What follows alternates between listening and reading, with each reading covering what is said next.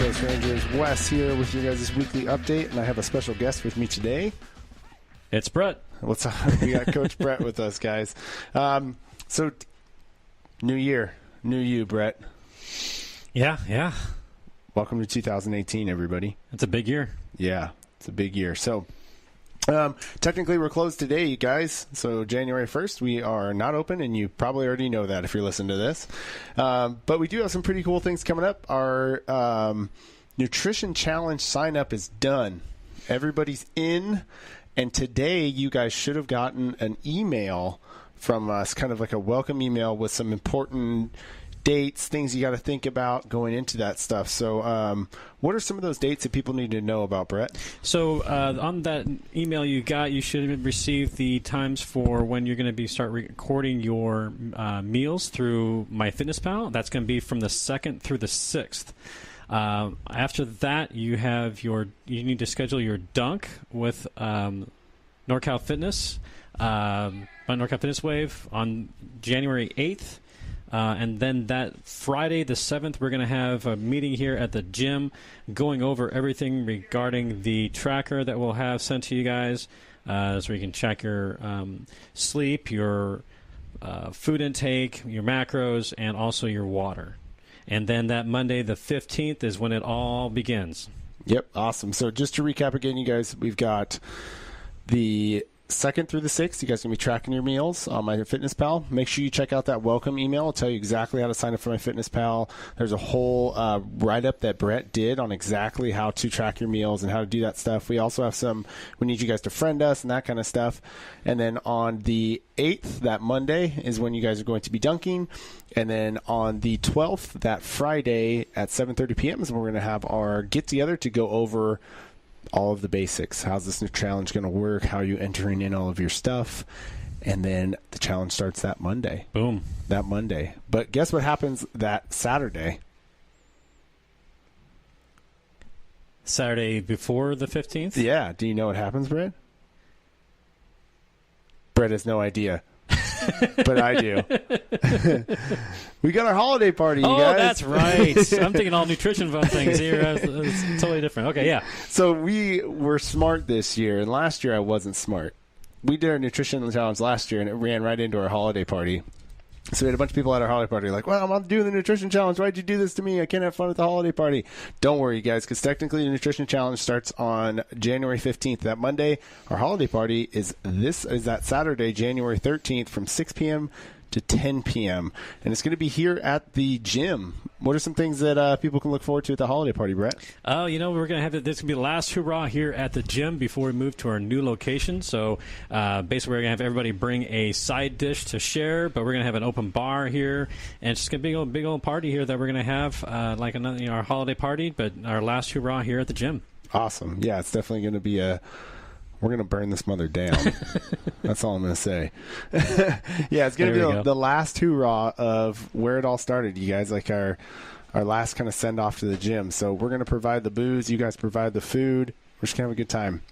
January 13th, 6 p.m. to 10 p.m. We'll probably have a sign-up going up pretty soon as far as like what you guys can bring for side dishes and things like that. So be on the lookout for that. Don't count your macros at night.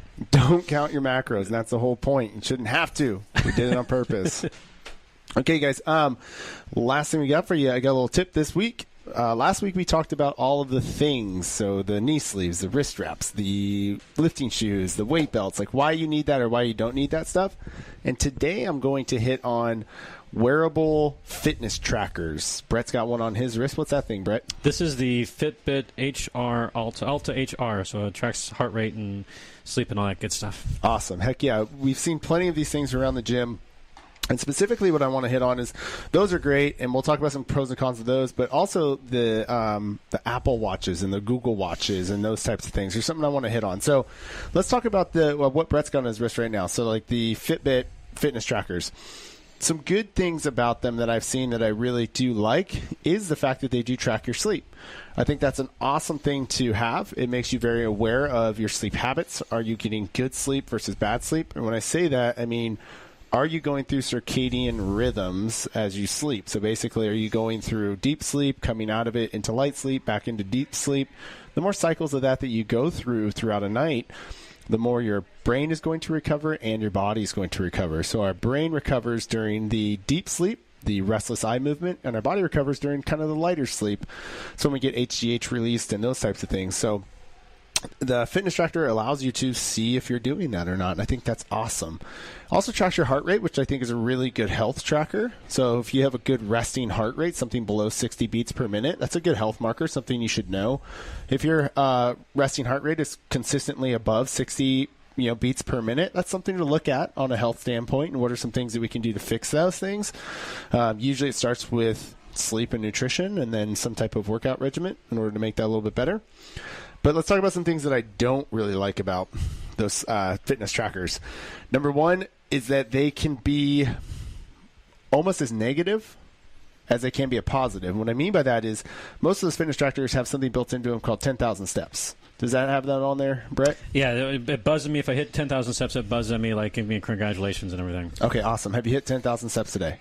Not yet. But the day's young. What are you at? 6,000. 6,000. You think you hit 10 today? Possibly after this next class and everything. Could be hitting close to probably around 8 or 9,000, but might hit 10,000. We'll see. So let's think about that. Brett is a coach for CrossFit. He's on his feet all the time. He doesn't have a stay-at-home desk job at all anymore. Nope. And he's still having trouble hitting 10,000 steps a day, right? Because these fitness trackers may not actually track steps correctly. They might not track movement correctly. And what that can do to a lot of people is give them almost like a, damn it, at the end of the day, I didn't hit my goal again. I didn't even get 10,000 steps. That's supposed to be something that's simple to do. And every day when they see that they didn't get 10,000 steps, it's just kind of pushes them further and further and further away from their actual being excited about fitness, and instead being like, I'm a failure. I haven't even hit 10,000 steps today. And they see that every single day. Did you hit 10,000 steps yesterday, Brett? Did it buzz you? No, it didn't buzz me yesterday. What about the day before? It's a rare thing if I hit 10,000 steps. See what I'm saying? Yeah. And Brett is an active dude, man. He's moving all the time. So I think it can be a very kind of like a negative hindrance as far as like mentally getting people excited to like do that. It can be a positive thing. It can make people get out and go get it. But 99% of the time we see that it's usually a negative. People aren't hitting 10,000 steps, and they just get bummed out about that and end up just not doing anything. Instead, they're like, screw it, it's not worth it. I can't even get 10,000 steps. I'm just going to go back to my old habits, basically. Right.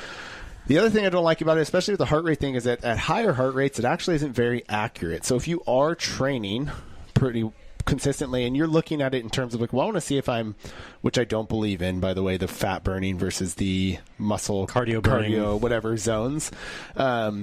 It's been tested pretty significantly that the higher heart rates, they are not very accurate at all. So lower heart rates are really good as far as like making sure that we're healthy and we have a good resting heart rate. But at higher heart rates, when you're doing things like CrossFit, it's actually not going to be a very accurate reading of that at all. So can kind of mess those things up.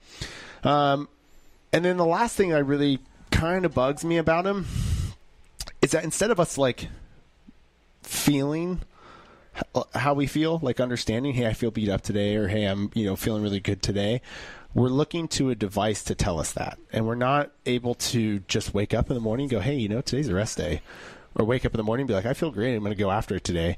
And I've seen a lot of people, even Brittany, for example, she had a fitness tracker on for a while, and it was negatively affecting her mentally because she'd wake up in the morning and see that she wasn't recovered enough, right? And immediately, even though she felt pretty good, that would affect her mentally, and she'd feel like she's not ready to train today. She shouldn't train today, and it was kind of all downhill from there. So some things I don't like about it, but I do, if they're used properly, I think that they're great. Here's one thing that I do not like though at all, and I wish we could rid the world of them, are Apple Watches and Google Watches. A watch is meant to track time and nothing else, okay? When I see people responding to text messages in the middle of Murph, that really bugs the shit out of me. Yeah. You know what I mean? Or I see people responding to text messages in the middle of a workout. It's like the 1 hour of your day that you're supposed to be able to just focus on yourself and have fit, we've taken that away now.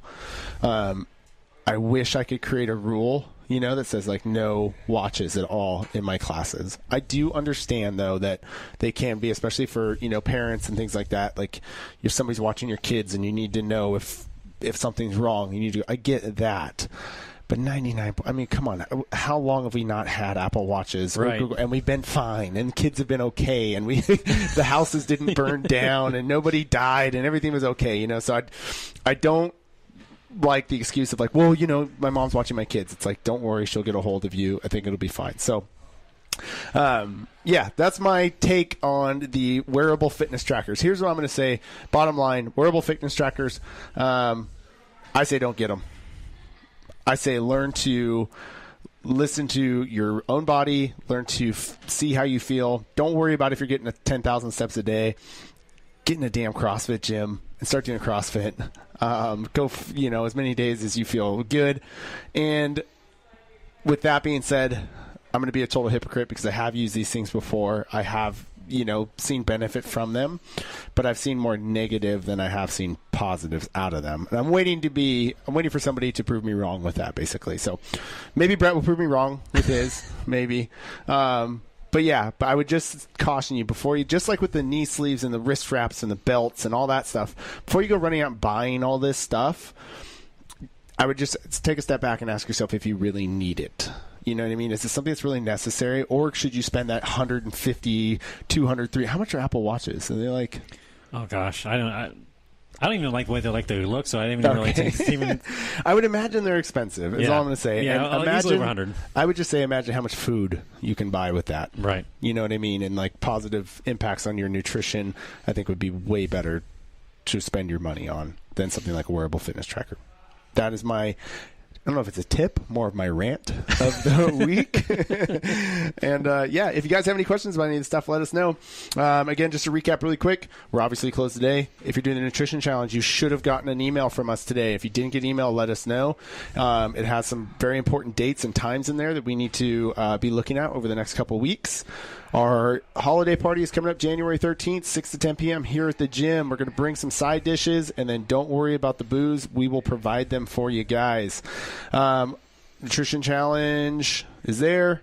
Don't buy fitness trackers. That's all I got. Brett, anything? I think that's good. I think we caught everything. Awesome, man. And it's 3:59. It's time to start the class. Here we go. We got to get out of here. All right, you guys.